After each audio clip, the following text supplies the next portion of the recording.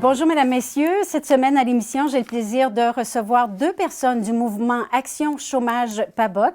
D'abord, M. Gaétan Cousineau, qui en a été le fondateur et qui y œuvre depuis 30 ans, et sa remplaçante, puisqu'il prend sa retraite. Alors, Mme Nadia Mongeant, avec nous aussi aujourd'hui. Bonjour. Bonjour à vous. Monsieur Cousineau, 30 ans au service des chômeurs et des gens qui ont des problèmes avec toute l'administration qui touche le domaine du travail. Et là, vous avez décidé de jeter l'éponge. Moi, j'ai décidé de passer le flambeau. Après 30 ans, je pense que j'ai accompli beaucoup de choses que je voulais accomplir et que là, c'est le temps d'aller à une retraite et une relève avec de nouvelles idées aussi pour continuer encore un autre 30 ans peut-être dans la mobilisation de la population contre la loi d'assurance chômage qui est toujours appelée à s'éteindre tranquillement. Il y a 30 ans passés, il y avait une réalité. Vous en avez vu passer plusieurs des réalités. Je voudrais, avant qu'on aborde le vif du sujet, vous demander, quand on dit Mouvement Action Chômage PABOC, ça vient de l'ancienne MRC qui portait ce nom-là? Exactement. Alors, nos espérances n'étaient pas si grandes à ce moment-là. On pensait couvrir juste la MRC PABOC. Mais finalement, le mot s'est dit qu'il y avait un groupe de défense à Pabot, dans la MRC PABOC. Et là, on commençait à avoir des appels d'un peu partout, là, les îles de la Madeleine, le côté nord de la Gaspésie, la vallée Matapédia. Donc là, maintenant, on couvre l'entièreté de la Gaspésie et des îles de la Madeleine. À un moment donné, on a couvert également la Basse-Côte. Maintenant, là, il y a un mouvement sur la Côte-Nord qui s'occupe de la Basse-Côte. On peut quasiment dire que vous avez fait du bénévolat. J'entendais, vous avez eu un budget de 40 000 $ ces dernières années. Couvrir un si grand territoire et être payé pour son travail aussi, vous êtes une espèce de missionnaire, M. Cousineau? Non, je ne dirais pas, là, mais je dirais que il y a des grandes périodes où j'ai fait du chômage également pour que le mouvement puisse survivre à payer au moins ses obligations, payer quelques dépenses de déplacement, Internet, les téléphones et la paperasse. Oui. Mais je devais faire absolument des périodes de chômage. Donc, on a opéré là, pendant peut-être 15 ans là, avec des périodes de travail et de chômage. Si on faisait un bilan, un court bilan de vos 30 ans dans cet organisme, M. Cousineau? On pourrait dire au-delà de 1000 dossiers que l'on a traités. On pourrait dire aussi au-delà de, actuellement, 1200 appels par année qu'on reçoit, des appels soit de demande d'information ou qu'on doit appeler les gens pour préparer des dossiers, prendre en charge des dossiers. On peut dire aussi qu'au cours des années, jusqu'en 2005, on tenait compte des gains que l'on faisait dans un dossier. Par exemple, on gagnait une période de prestation de quelqu'un qui valait 9 000 $. C'était un gain de 9 000 $. De l'argent qui demeurait en Gaspésie, qui s'en allait pas à Ottawa ou qui venait d'Ottawa. Donc, on en a comptabilisé pour 5 600 000 $. Bravo. Maintenant, depuis 2011, on a arrêté de les comptabiliser parce que je ne savais plus compter plus haut. Et puis, avec la réforme de l'assurance-emploi de M. Harper, les deux bras ont dû vous tomber, là, puis dire, bien, voyons donc, on va tout recommencer encore. On a continué quand même à se battre. On a réussi, avec le gouvernement Trudeau, qui a suivi M. Harper, à obtenir certains gains. Là, on parle de... Un assouplissement. Oui, un assouplissement, des petites batailles, mais on n'a jamais gagné la guerre encore. La guerre s'en vient, là, on devrait la gagner dans les prochains 7-8 ans, j'ai l'impression, mais c'est sûr que M. Harper a mis la hache solide dans le régime d'assurance-emploi. Et c'était comme à recommencer là, toute la mobilisation, l'information auprès de la population, parce qu'il y a beaucoup de choses qui avaient changé. C'est une loi qui demande qu'on se spécialise pour la comprendre. Bien, il faut suivre de semaine en semaine les changements, parce qu'il faut savoir, s'ils changent la loi, bien, c'est tout un long processus, ça prend 1 an et demi, il y a des commissions parlementaires et ainsi de suite.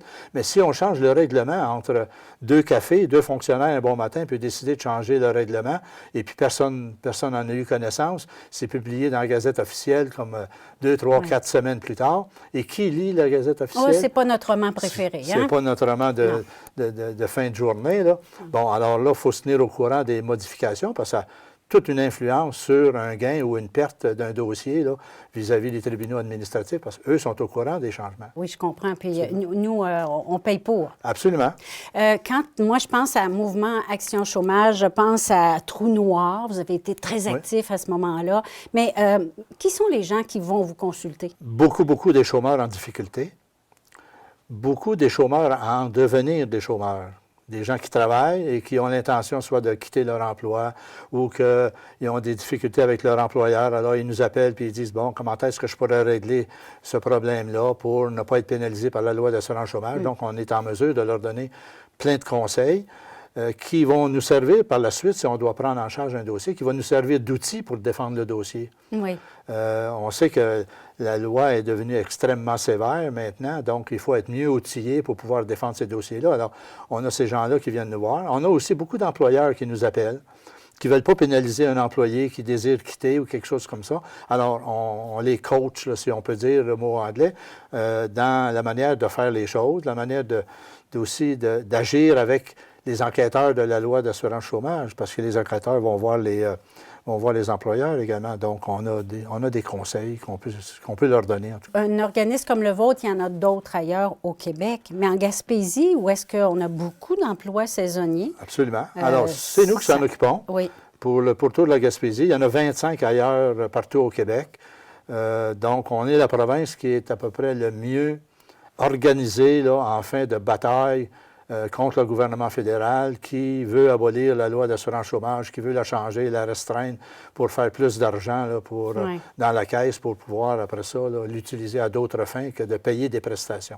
C'est ça le but de la loi. Je comprends. On parlait de financement tout à l'heure. C'est sûrement pas un ministère fédéral qui vous finance, là. On a fait la demande, mais ça a été une fin de non-recevoir. Pour vous amuser, tout simplement? Non, mais on était sérieux. Oui, c'est vrai. On était sérieux simplement pour le fait qu'ils ne donnent plus le service au téléphone ou très difficilement au téléphone. Et c'est nous maintenant qui nous tapons les 1200 appels par année. Donc, on s'est dit, bon, si on fait le travail à leur place, ils devraient compenser aussi pour nous donner des subventions qui coûtent moins cher à payer un communautaire que de payer un fonctionnaire fédéral. Ah, vous avez raison. OK? Alors là, c'est la raison pourquoi. Mais au provincial, par le ministère de l'Éducation, une des branches du ministère de l'Éducation, c'est la défense de droit. Et on a une subvention qui vient là, depuis 25 ans. Du ministère. Qui va être doublé cette année? Bien oui, après 15 ans de bataille, on a réussi à avoir un ajustement. M. Boulet, à l'arrivée avec la CAQ, a été sensibilisé au rôle que les mouvements chômage font. Et il a ajusté là, tous les revenus, toutes les subventions de tous les groupes communautaires, pas juste en défense de droit, les groupes en logement, en personnes handicapées et ainsi de suite. Là, ils ont fait un ajustement qui est valable. C'est pas tout à fait... ce qu'on voudrait avoir ultimement pour faire un emploi, là, vraiment... Une bouffée d'air, en fait. Oui, ça nous permet là, de pouvoir s'engager du monde, de pouvoir être plus présent dans le milieu, être plus présent dans le territoire aussi. C'est un immense territoire, ça coûte cher voyager. Oui. On va aux îles une fois par 2-3 ans, peut-être qu'on ira une fois par année. Alors, ça va nous aider vraiment à continuer à progresser. Puis ça va être plus facile pour l'administratrice aussi. Là. Bien oui, c'est ce que j'allais dire. Et ça arrive à point nommé parce que là, vous avez besoin de quelqu'un qui peut... C'est pas drôle vivre avec un budget de 40 000 puis là-dessus, il faut se payer en même temps. Nadia, quelle était la motivation qui vous a poussé à accepter ce poste-là? En premier, c'est sa fille qui m'en a parlé, Joëlle, qui m'a glissé un mot là-dessus. Elle m'a dit, il me semble que je te verrais bien là-dedans. En plus, tu as été un entrepreneur, puis tu connais la réalité du marché de l'emploi, puis tout ça. Puis avec d'autres affaires que j'ai faites dans le passé, là, elle dit, il me semble que je te verrais bien. Puis je t'allais rencontrer Gaétan, puis quand il m'a parlé, ça a tombé la bonne journée, le bon moment, parce que je me suis dit, hey, enfin, je pourrais faire quelque chose qui va faire la différence, un peu le donner au suivant, donner une chance aux autres, garder le monde par ici, tu sais, leur permettre de vivre décemment en recevant ce qui leur est dû, ce qu'ils ont droit, pour pouvoir les garder ici au lieu qu'ils décident de « Ah, mon Dieu, c'est tellement compliqué, j'ai plus de travail parce que je suis saisonnier, puis là, il faut que je m'en aille en ville parce que j'ai pas de revenus et tout ça. » Donc, ce volet-là, c'est vraiment venu me chercher. Puis c'est sûr que le petit côté loi, un peu comme avocat, là, si on peut dire, j'ai toujours trouvé ça attirant. Fait que ça va venir chercher vraiment ce volet-là aussi. Là. Alors là, il y a une période de transition où vous, M. Cousineau, vous restez pour initier Nadia à ses tâches. Ça m'a pris plusieurs années à contrôler entièrement la loi, malgré qu'encore, à l'occasion, je dois appeler Je dois appeler mon aviseur légal là, pour avoir les détails. Mais c'est sûr, je vais rester avec Nadia là, probablement jusqu'à l'été. Et ensuite, sporadiquement, là, quand elle va avoir des besoins, le cellulaire va sonner. Bien sûr. Puis je vais aller la rencontrer, puis on va régler des choses dans des dossiers. Je là, vais faire sûr, mes ça. argumentaires. Là. Je vais dire, Gaétan, viens me voir, là, voir si c'est correct. Est-ce que vous êtes consciente, Nadia, que 30 ans, M. Cousineau, vous vous embarquez peut-être pour 30 ans? Qui sait? Ben, Qui sait? Si Dieu le veut, comme on dit. Verra. C'est ça. C'est moi, comme c'est aussi le bailleur de fonds. Là. Oui. Puis la on dépend réalité de des tout. chômeurs aussi. Hein? Oui. Bon, il n'y arrivera pas de miracle. Quels sont vos premiers défis? Pour commencer, on va se relocaliser. Donc là, on va louer, on l'a là, dans la mire, on va signer les papiers bientôt. On se localise à Chandler même, parce que ça va nous permettre de vraiment avoir un endroit qui est plus neutre, si on peut dire, qui va être plus grand aussi, qui va nous permettre de faire des rencontres directement, des soirées, Oui. des après-midi de discussion sur l'assurance chômage pour les personnes qui ont l'intention ou qui en reçoivent, Bon. pour qu'ils soient à l'aise dans ce mouvement-là. Bien, pas dans ce mouvement-là, mais à recevoir du chômage. Puis, c'est aussi de remettre en fonction beaucoup les divers déplacements sur le territoire, comme Montjoly, Matane, Sainte-Anne-des-Monts. Parce qu'ici, notre MRC, les gens connaissent beaucoup Gaétan, ils sont vraiment beaucoup au courant, mais c'est d'aller toucher les autres MRC encore plus pour leur dire « Hey, vous avez quelqu'un pour vous aider ici en Gaspésie. » Alors, vous couvrez Gaspésie-les-Îles, puis c'est la Gaspésie touristique, donc Montjoly, là, comme on dit. Oui, c'est ça. Bien, il y a un autre bureau, comme Gaétan disait, là, à Kamouraska.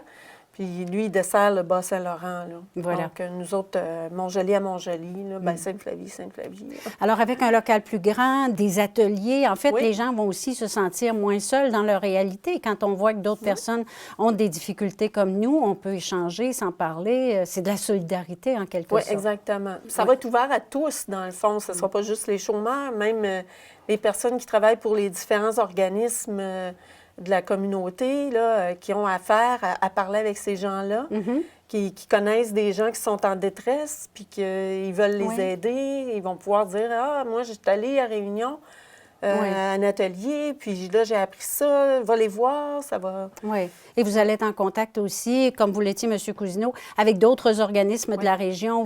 On travaille de pair pour aider les gens démunis à divers niveaux. Ça peut être une détresse psychologique, suite à une perte d'emploi, ça arrive. Oui, c'est sûr.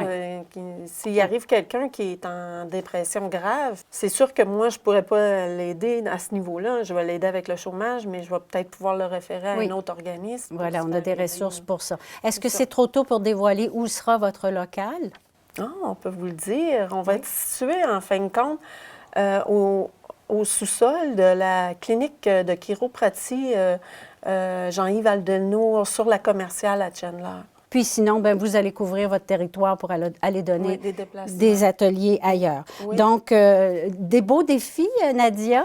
Ça ne nous fait pas trop peur. Non, pas du tout. Puis vous avez une sensibilité vis-à-vis les chômeurs. Ça, c'est important aussi de le vérifier parce que, tu sais, des fois, on est bien assis, on a son salaire toutes les semaines, on ne vit pas de chômage, mais il nous arrive des gens, puis on peut avoir des difficultés à comprendre qu'est-ce qu'ils vivent vraiment, alors. J'en ai déjà vécu du chômage. Bien, Gaétan aussi en a déjà vécu. On sait qu'est-ce que c'est, puis c'est pas nécessairement drôle, surtout... Tu as une période d'attente au début, ensuite... les obligations sont quand même là dans nos vies aussi. Tous les comptes, ils rentrent quand même, ils n'attendent pas, ils disent pas, on va te donner une chance, on va te laisser 1 mois, 2 mois, le temps que ton chômage rentre. Et non, ça ne marche pas comme ça, malheureusement. Définitivement pas. Puis il faut savoir que quand tu es sur le chômage, tu es juste à 55 de ton salaire, qui n'était pas énorme quand tu travaillais. Alors, donc, durant la période de chômage, les gens s'endettent, là, puis quand ils retournent au travail, bien, ils travaillent pour payer leurs dettes, là, déjà. Exactement. Quand on dit un filet social, c'est un petit filet, là. Bien, on est les enfants pauvres de tous les filets sociaux. Si on compare avec CSST, la RAMQ et ainsi de suite, là, le montant de remplacement là, en manque de travail est beaucoup moindre que tous les autres filets sociaux qu'on a au Québec. Vous avez raison. C'est pour ça qu'on a un ajustement, on a des exigences envers le gouvernement et on continue la bataille. C'est tout le temps que nous avons, mais moi, je veux vous féliciter, M. Cousineau, pour le travail que vous avez fait ces 30 dernières années. Et je suis sûre qu'il y a bien des gens qui doivent applaudir à votre travail et être contents qu'il y ait une relève aussi. Nadia, bon succès. Merci. Merci à tous les deux d'avoir été avec nous cette semaine. Merci de nous avoir reçus. Ça me fait plaisir. Voilà, mesdames, messieurs, merci d'avoir été à l'écoute de Enjeux régionaux. Toute l'équipe vous souhaite une excellente semaine sur nos ondes.